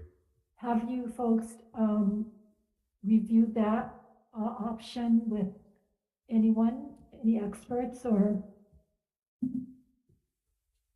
Ma'am, I can confirm, I can check with DLA on what other options they have looked at, but, and I don't know how far that was publicized out, as far as the defueling plan. I can tell you that the defueling plan was vetted through the Office of Secretary of Defense and the Secretary of Navy back in Washington, D.C. And the only one that I had heard of was just someone was discussing the option of defueling from the top. But I will pull the string and see what other considerations, whatever options were looked at. Yeah, I appreciate that because, you always have to have a plan B perhaps, or look at what are all the possibilities before making determinations. And I think the public is very much concerned that this is going to take so long, and why isn't other options being utilized? Similar to what I asked about, I'm sure you folks have defueled tanks before in the past, and what methods you use and how long did it take? And if you defuel tanks with faulty equipment, again, that's troubling. Yes, ma'am. Okay. And hopefully, as you keep saying that you want to be transparent, can you folks not try to disguise certain things and deep into a report so that the public have a hard time finding it, like the video. I mean, that's not in good faith when you do stuff like that. And it only continues to erode the trust. So if you're going to talk about transparency and safety, then we hope that you're going to be upfront and not just say it, but actually do it. So your actions are really what counts now. Thank you. Representative Kennedy. Thank you, Chair. As I mentioned earlier, I have the pleasure of representing constituents who live at Hickam Air Force Base. I was just contacted by a constituent. She has a few questions for the Navy. Were Navy families made aware of today's hearing? My understanding, it was publicly announced. Okay. Let's see. There seem to be issues around proper medical care. Is the Navy conducting regular toxicology tests for individuals living on base? As far as regular, the way that the process works is if they once they report to their medical treatment facility for care, we can track it like that. I do know that there is a database out there where we are tracking and doing surveys, but that was I think they did a last survey earlier in the year, I believe, and I think they're going to do another follow-up survey towards the end of the year, and we will make sure that working with the medical professionals that information is put out there so we can get participation. And do individuals pay for these tests, or are they reimbursed? How does that process work? I believe it's via the DoD registry, and I can get more information on that. It is on the Joint Base Pearl Harbor website of medical concerns and you know how a concerned civilian or concerned member can go through the process and actually do that. But we do track these types of things to see where, how far this goes, so we can actually have some sort of record in their records as these go on. I understand, and we're appreciative of a registry and your tracking of this information, but what kind of proactive work is the Navy doing, especially for children, for known health concerns regarding the consumption and exposure to jet fuel? This has happened to Navy families and to civilians here. So what kind of stuff is the Navy actually doing to proactively prevent future illness and the kinds of effects that people have already affected since November of this year? Yes, sir. I can tell you that the registry that I mentioned is called the DOEHR registry, and that's how we track our patients. As far as the individual taking care of our young treasure, we rely on the parents reaching out to the MTF, to the military treatment facilities, so we can track and take care of them. We also go back, and everyone that has stayed on during the crisis efforts last year, they are also automatically registered. I can get back with you, sir, on some more of the treatment things that we're seeing and some of the concerns from the medical side of the house. But as it stands right now,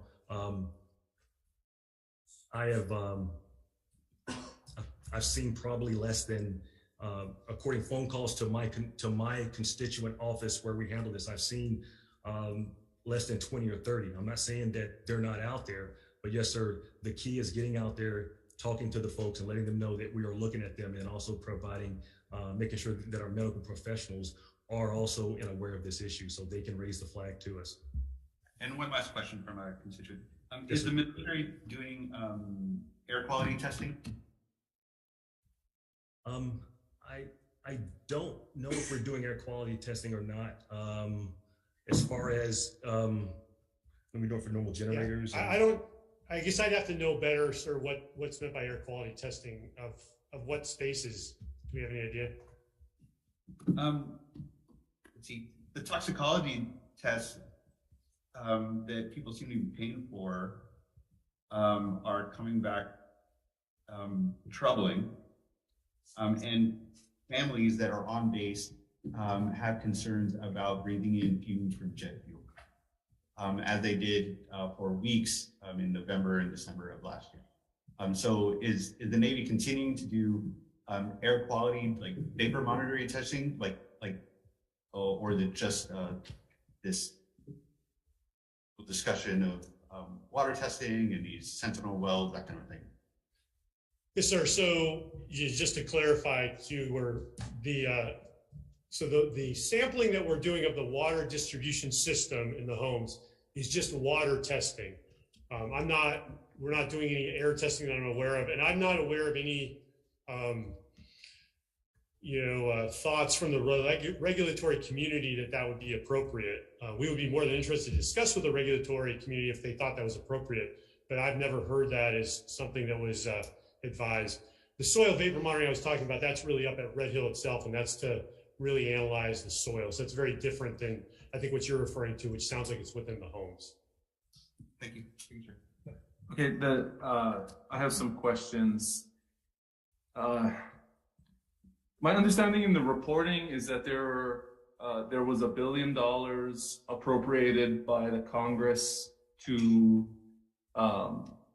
facilitate the repair and defuel plan for Red Hill. Can you clarify that that's the case? And do you have information on the appropriation? I don't have any further information on the appropriation. What I will tell you, sir, is that Congress has made it very clear that all of the funds required to defuel Red Hill and account for all the actions we need to take have been appropriated. I think I've heard the same number you have, that we often call it a wedge in the programming world, that exists. And I will absolutely assure you that resourcing is not in any way limiting anything we are doing, that Congress has provided everything that we need to do everything we need to do, and that resources are not a limitation. Well, I appreciate that, but I also would add that this Congress has made that clear, and we will have a new Congress by the end of the year that will not be beholden to any statements made by this current Congress. And I guess specifically for you, so that's beside the point, do you have an itemized budget detailing out at least the repair, this initial first phase of the plan that you might be able to provide? Yes, sir. We do have, speaking specifically to the repairs, we do have cost estimates for all those repairs. Some of those are very rough order of magnitude estimates because that work is still undergoing design, and so the cost estimate is still being developed. But we have cost estimates for that work, and we have sufficient funding to cover all of those repairs. So that's not an issue whatsoever. I guess we're still talking first phase. Yeah, when I'm talking about repairs, I'm talking about all the repairs currently anticipated are fully funded.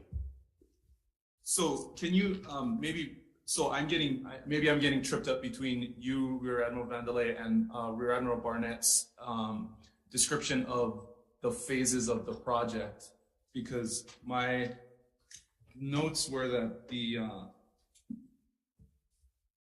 critical, at least the critical actions in terms of repair of the facility in order to facilitate a later defuel would be incorporated in the first phase. And I want to just make it clear that section of work is clearly budgeted and will be is already paid for. Right. Yes, sir. That is true. Okay. And so as a follow-up to that, because I'm going off of the phases, the third phase was the execution phase that you highlighted would take approximately 17 months, in part due to what you're seeing are supply chain constraints.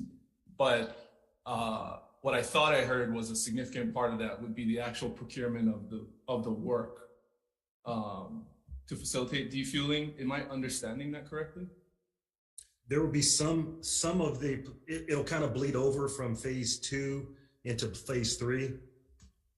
But all the repair actions will happen during phase 3, during that September to January timeframe, September of 22 to January of 24. So it does seem like at least part of the reason why those two phases are going to take so long is because of the contracting and the actual planning and procurement that need to take place. Is that fair to say? Yes, sir. Aren't there emergency procurement actions that the Navy and the Department of Defense can initiate to accelerate the timeline? Yes, sir. And we're looking into that. That's coming from the Secretary of Defense's side. They are working that for us. So in addition to us doing this in parallel, they are also looking at what authorities and levers that they may need to utilize or pull. So does that mean that the Navy does not have the discretion to initiate emergency action or emergency procurement in order to facilitate an accelerated repair timeline? We also have that authority, sir, and we are expediting procurement in every way possible. In many cases, we already have some repairs that are complete. We have other repairs that are already under contract. The repairs that are not under contract are actually repairs that are still undergoing design. So we are expediting this in every way possible, using existing contracting vehicles and everything we can to do this as fast as possible. Is there some way that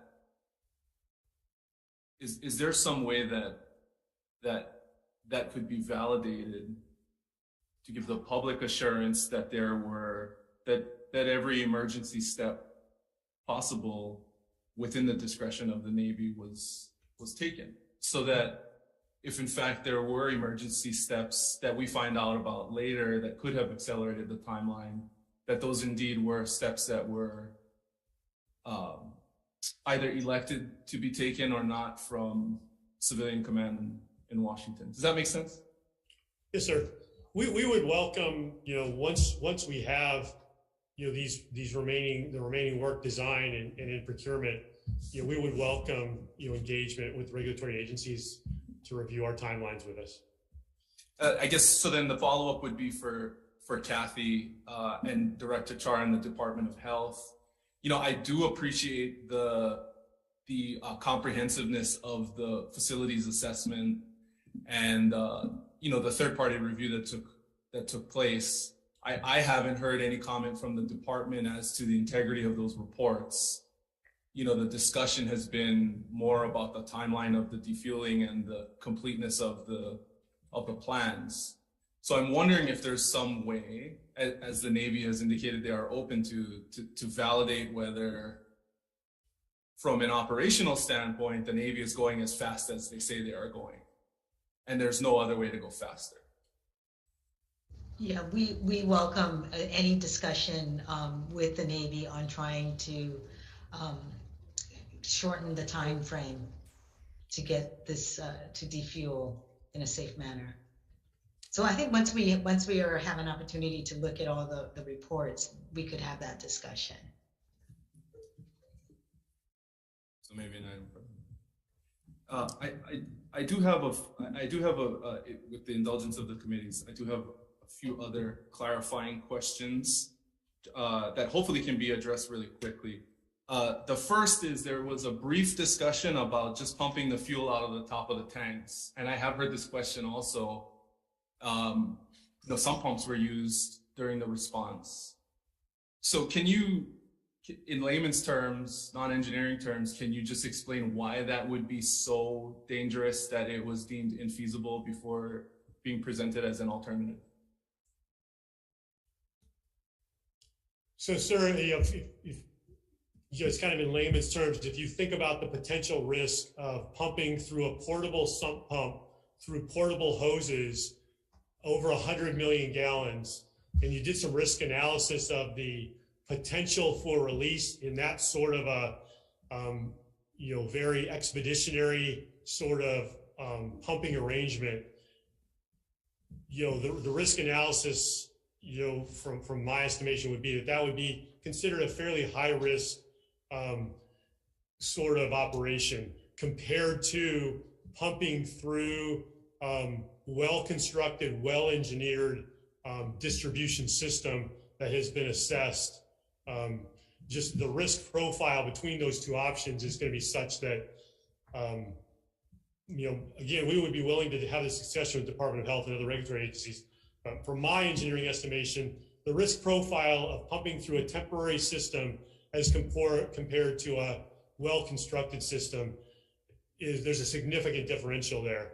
So that's where we come up with the estimation that pumping through the constructed system is a much lower risk than through some expeditionary temporary system. And so, to follow up with Kathy from the Department of Health, what I thought I heard at the beginning of your presentation was that alternatives to defueling were required to be submitted from the Navy as a part of your emergency order. Did I get that correct?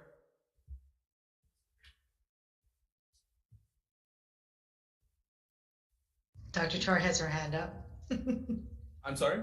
Libby, do you want to say something? No, sorry about that. Oh, go ahead, Director Char. No, I didn't have my hand up, sorry. Oh, okay. So, if you're looking under what CERCLA or under 128D, which is our state equivalent, whenever you choose a final remedial alternative or remediation, there are always an array of alternatives that you will present to make a determination as to which remedial alternative you will select. And so that's part of your justification for why the plan was rejected. Oh, well, no, the plan is going to be, is not going to be accepted in part, because it lacks detail. That's, as we explained, that it just lacks detail. It refers to reports that are still being developed, things like that. So it lacks that, as the Navy would like to say, fidelity. It just lacks detail. Okay, thank you. Can I just follow up on that one? Senator. So Kathy, if the Navy sends in a new report and they don't include alternatives, array of alternatives, what then? Oh, I think we would discuss it with the Navy. Our own experts are looking at ways in which to expedite this as well. So we'll have we'll be able to have some meaningful discussion. It's just concerning that they seem to not even have looked into alternatives or present any alternatives according to when I asked the question. So that's I hope that you will make sure that gets also submitted. Okay. Thank you. Chair, I have a question. So, one of the things that the legislature did to be proactive in responding to this fuel spill was to work with the Navy as well as Department of Health on the discussions about where to go from here. So one of the things that came up, which the legislature did pass, which was the development of a state lab. So for the Navy, I think you guys were open to that, being a partner in not only helping develop that, but funding that. Has that been expressed up the chain and to be potentially put into any funding opportunities to help Hawaii develop their own state lab so that those water testing samples can be done here locally, quickly, and accredited? So, yeah, to answer your question, sir, what the Navy has done so far is, as I mentioned, in partnership with the University of Hawaii and through a grant from the Office of Naval Research, we have provided the equipment that would be required, to run a certified lab to the University of Hawaii, and the University of Hawaii is now, working through the process of establishing that laboratory, training up people in order to do sampling. Again, with regards to whether or not that will ever be a certified lab, that's something probably best addressed to the University of Hawaii. With regards to any other lab, I'm not aware of any formal requests regarding additional lab equipment for any other entity. Okay, because I think the legislature was quite consistent in regards to highlighting to the Navy that University of Hawaii, there was equipment given. Again, as you mentioned, it's not accredited. However, the University of Hawaii is not the Department of Health, right? Which this site, this lab, can look not only at water contamination, but soil, aerial contamination, and other substances to be addressed as a way to protect the people of Hawaii. So my understanding was, I thought that was, clear that the equipment given through that process to University of Hawaii was a good first step. However, since those samples can't be used to validate the safety of the water, that we're still basically at the situation of not having a certified level lab, to protect the people of Hawaii. So what is the next step for the Navy to ensure that there's an accredited lab within the state of Hawaii? Yes, sir. So, if there is an entity within the state of Hawaii that's pursuing setting of a certified lab, I would recommend that whatever that entity is would then communicate with with Navy to look at what partnership opportunities are available. Without knowing that, I wouldn't want to speculate as to how you would do that. Okay. Now, this for Kathy, in light of these issues, is any potential fines or remediation requirements by the EPA, could that include that the Department of the Navy fund the development of a localized state lab for testing? Yeah, I can't speak to what the EPA would do with its potential fines. Okay.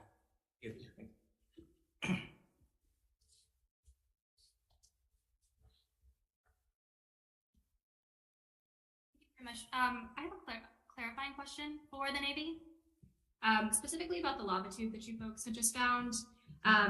Where is it specifically, and can you tell us how big it is, and how much fuel is estimated to have gone through it?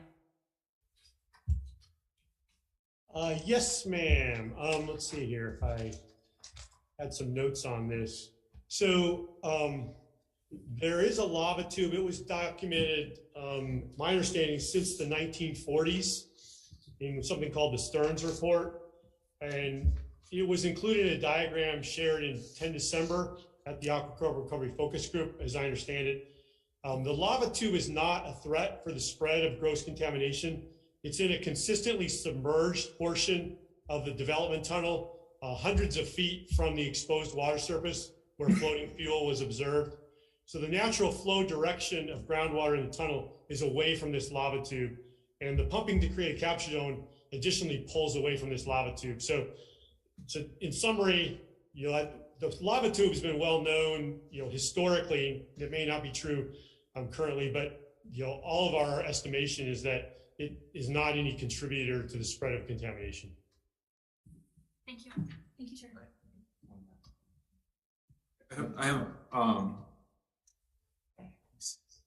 I have a question for the Department of Health. Okay, Kathy, this is regarding the well flushing actions taken in the immediate aftermath of the November spill. They're noted in the investigation report, and we just bookmarked this to come back because there was a drinking water crisis present at the time. But on December 7th, the Navy disclosed to the Department of Health that they were in violation of your well flushing requirements that had been ordered in the days prior.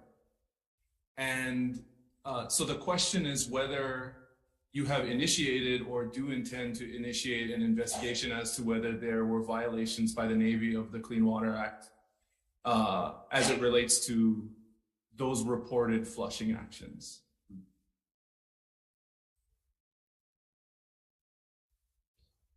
Yeah, Mike Miyahiro from the Safe Drinking Water Branch is online. Mike, do you Do you know, do you have an update on whether there was any disclosure of the flushing plan, of the flushing?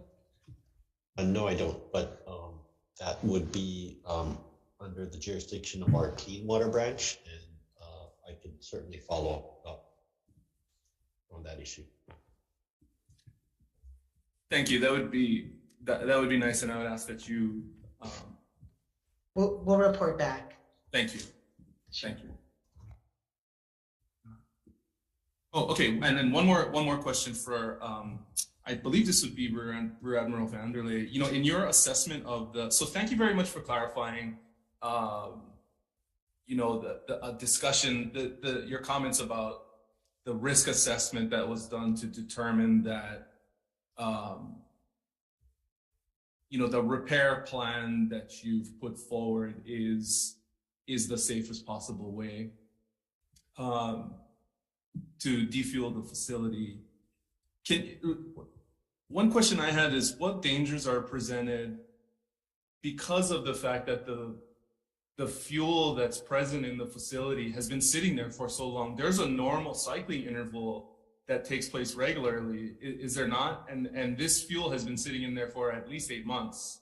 That seems like, am I assuming too much that fuel has been sitting there without moving for an extended amount of time? And can you describe what the risks presented are if the fuel continues to sit there for up to, you know, 2 or 3 years? 2 years. Certainly, sir. So simply the fact that fuel is sitting in a tank and not moving does not present any increased risk. So the tanks are, you know, made to hold fuel. So having fuel sitting in the tanks, vice moving and circulating through the tanks, doesn't present any increased risk. So, you know, that's, you know, part of the assessment is that, you know, that the tanks, you know, we have we won't go into a ton of detail here, I don't believe, but, you know, we have a clean, inspect, repair process focused on the integrity of the tanks, you know, and we continue to do the tank tightness testing and all the things that we normally do in order to maintain the certification of those tanks to ensure that the fuel sitting in the tanks, you know, continues to be in the safest possible condition. And just as a, you know, kind of a little bit of a reminder, but, you know, all of the releases that we had in May and in November, you know, did not come from a compromise of the tanks themselves. Those were all associated, as Admiral Cavanaugh talked about, with operations of the distribution system.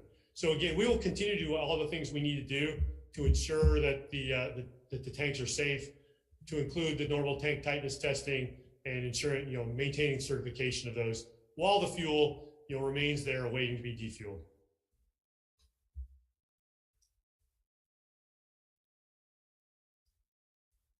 Yeah, I guess that's, I guess we can move on there.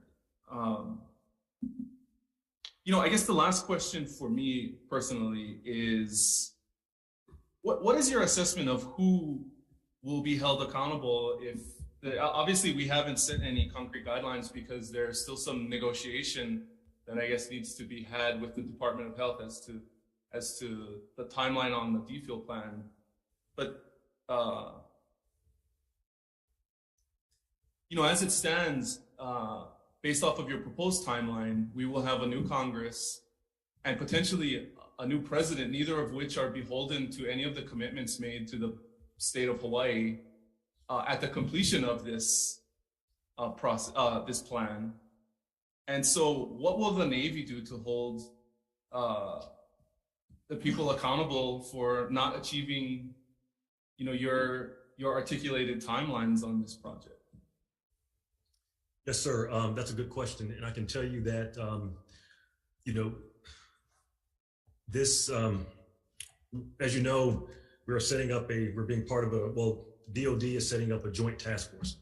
And the benefit of the joint task force is this will be their one job, which is just to help defuel and get us to that end state of phase 5. Up until then, I, Navy Region Hawaii, Steve Barnett, I am the executive agent as designated by Admiral Paparo. So I am the one that's responsible and charged with making sure that we stick with our timelines and that we follow the procedures and the things that we have in place.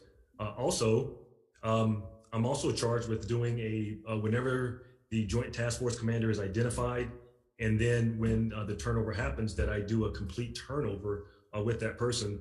And I will also, and along with my staff, will still be part of that Joint Task Force process. So right now, I am the executive agent for it.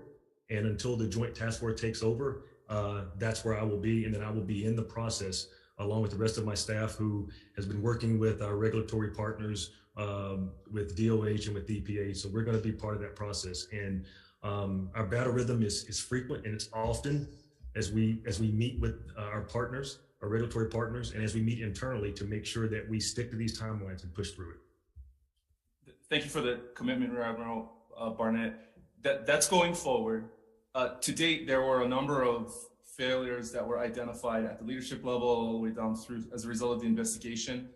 Have you completed any sort of enforcement or accountability actions against Navy personnel associated with the failures highlighted in the investigation? Yeah, so Admiral Cavanaugh, U.S. Fleet Forces Command, has been designated as the disposition authority, but we can't discuss any accountability actions beyond that. So if actions are, so we won't know if actions are taken or not. I can't discuss them at this point. No. Would it be possible for the Navy to provide some clarification as to whether we could be apprised of any actions at some time certain in the future, or whether it's the position of the Navy not to disclose any actions taken?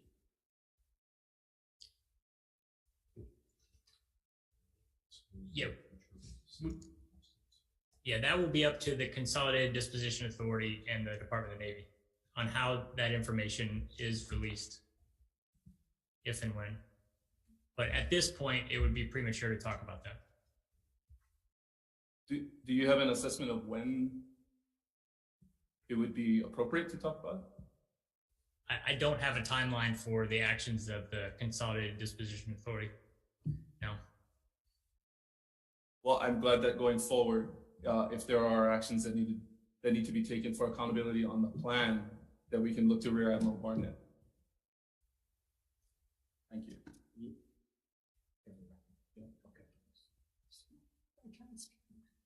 So, Admirals, we appreciate you being here today, as well as with Department of Health.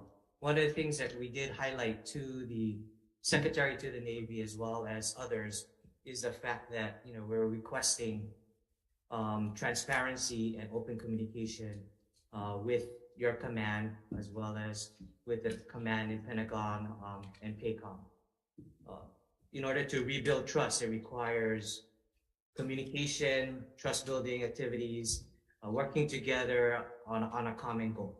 And I think trust has been broken, and we're, as we develop this plan that you present to the Department of Health, I know there's that verbal commitment by yourselves. However, sometimes there seems to be a delay or even a counter timeline once it runs up your chain.